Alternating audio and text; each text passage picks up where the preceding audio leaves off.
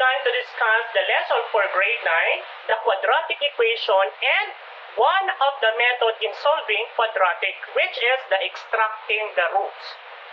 So let's define first. Pag sinabing quadratic equation, this is simply an equation whose exponent is always 2, meaning that is a square. That's why quadratic came from the word quadratus, from Latin word to make a square. Now we are going to discuss now the paano nga ba mag-solve ng quadratic equation.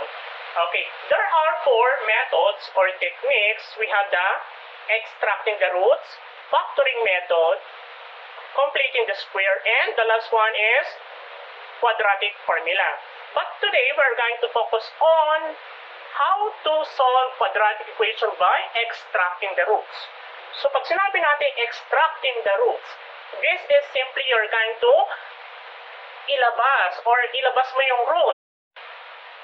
Pag sinabi natin extracting the roots, you're going to find out or you're going to extract. Pag sinabi natin, ilabas natin yung kanyang root or yung solution. That is the other name of the root, solution, or solution set. So how are we going to extract? Just simply use the property. Ano yung kailangan natin property? That is square root property. Ano ang ibig sabihin ng square root? Equation, gamit ang extracting the roots method, just simply, kailangan unang-una alam natin ang square root property. Ano ang ibig sabihin ng square root property? This is simply states that if x squared is equal to c, wherein c is greater than or equal to 0, therefore, x squared is equal to positive or negative c. Anong ibig sabihin nun? Ang ibig sabihin niyan, yung value ng c or that is the constant. Meaning, lahat ng value ng constant dapat ay included ang 0 plus yung positive na. Hindi pwedeng maging negative. Because it will be an imaginary. So therefore, ang magiging sagot natin sa square root is always This is a good example on how you are going to solve quadratic equation by extracting the roots method. So we have the example number 1, that is x squared is equal to 9. The first thing that you're going to do is apply the square root property, that is the square root of x squared is equal to positive, negative, square root of 9. Bakit may radical at may positive, negative? Because according to the definition of the square root property, always positive and negative. How are we going to check whether our answer is correct or wrong? So the first thing that you're going to do is use the substitution property. Anong ibig sabihin nun? Yung value natin na negative 3 at yung positive 3, isa substitute natin doon sa x, doon sa given equation. Meaning, ipapalit mo siya doon. Instead na x, tanggalin mo na si x mo. Palitan mo ng isang negative at positive 3. Pag in-square mo ang negative 3, ang sagot dyan ay positive 9. Ganon din sa pag in-square mo ang positive 3, parehas pa rin na 9.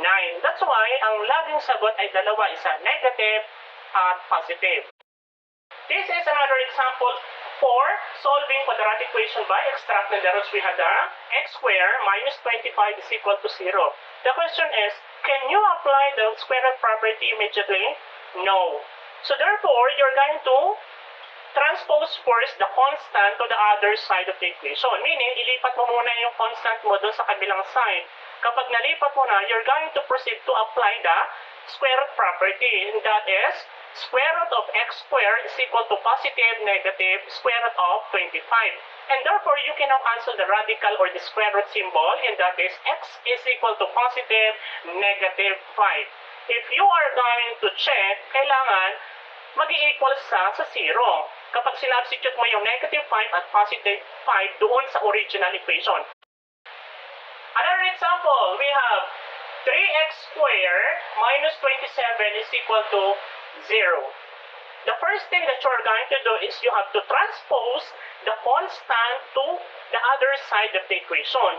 So, ang magiging equation ngayon natin ay 3x squared is equal to 27. And therefore, you are going to divide both sides of the equation by 3. Bakit tayo magdi-divide?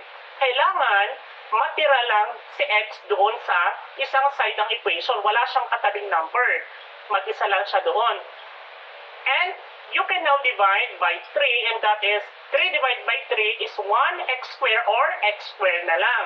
And then, sa kabila naman, 27 divided by 3, and that is 9. And therefore, nagawa natin itira si x, pwede na natin i-apply ngayon ang square root property. For example, we have number 4, that is x squared plus 4 is equal to 0. The first thing that you are going to do is you have to transpose the constant to the other side of the equation. And that is x squared is equal to negative 4. And then you can now apply the square root property, and that is square root of x squared is equal to positive, negative, square root of negative 4. And then you can now cancel the radical sign, and that is x na lang sa kabila is equal to positive, negative 2i. And therefore, the answer is positive, negative 2i.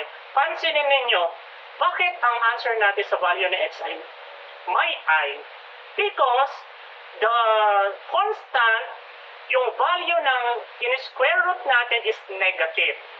Tandaan nyo to, kapag ang square root mo or any number na may negative doon sa loob ng radical, the answer is always, or any number na may negative doon sa loob ng radical, the answer is always imaginary. That's why they are not real. Akala natin nag-exist yung number na yan, but they are not. Sa isip lang natin. That's why.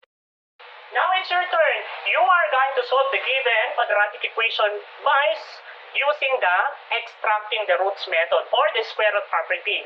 So don't forget to leave your